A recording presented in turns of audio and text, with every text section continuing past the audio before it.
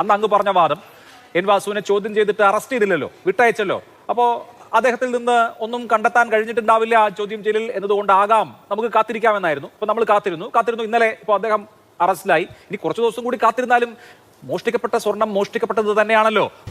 ഞാനൊരു സത്യം പറഞ്ഞ് വിശ്വസിക്കൂ, എനിക്കത് ഓർമ്മയില്ല. ഉദ്യോഗസ്ഥരെല്ലാം തന്നെ ഇപ്പോ വന്നിട്ടുള്ള ഉദ്യോഗസ്ഥരൊക്കെ ഏത് പാർട്ടിക്കാരാ? ശ്രീ അഭിലാഷ്, ഈ ഉണ്ണികൃഷ്ണൻ പോറ്റി VSPയുടെ പ്രവർത്തകൻ, വിശ്വഹിന്ദു പരിഷത്തിന്റെ പ്രവർത്തകൻ, അതുപോലെ മുരാരി ബാബു കോൺഗ്രസിന്റെ പ്രവർത്തകൻ, അതുപോലെ ബൈജു INTUCയുടെ ആലപ്പുഴ ജില്ലാ പ്രസിഡന്റ് മാത്രമല്ല, ഇവിടെ ദേവസ്വം ബോർഡ് യൂണിയനകത്തെ INTUCയുടെ സംസ്ഥാന ഭാരവാഹിയായിരുന്നു. അത്തരം ഉദ്യോഗസ്ഥർ ചേർന്ന് ഈ എൻ വാസുവിനെ കളിപ്പിക്കുകയാണോ അതോ എൻ വാസു അറിഞ്ഞുകൊണ്ടാണോ ചെയ്തത്? ഒരു തർക്കമില്ല. ഞാൻ ഒരു കാരണവശാലും എൻ വാസുവിനെ മര്യാദയില്ലാതെ വർത്തമാനം പറയരുത്. കവി തല്ലുവാങ്ങിയിട്ടേ പോകുന്നത്. ഏതെങ്കിലും ഒരു ഗോപൻ പെണ്ണുകേസിൽ പ്രതിയായി ജയിലായാൽ ഉടനെ തന്നെ ഞാൻ ചർച്ച വന്നിരുന്നു. അതിനാകപ്പള്ളി പഞ്ചായത്ത് ഓർത്തുണ്ട് ഗോപൻ പെണ്ണുകേസിൽ പ്രതിയാണെന്ന് പറഞ്ഞാൽ അലിയാക്ക് അംഗീകരിക്കാൻ കഴിയും.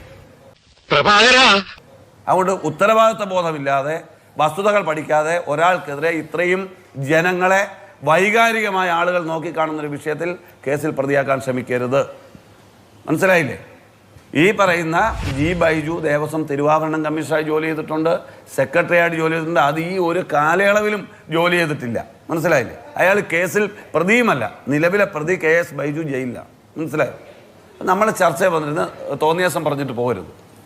കിട്ടേണ്ടതൊക്കെ കിട്ടിയല്ലോ, സമാധാനമായല്ലോ.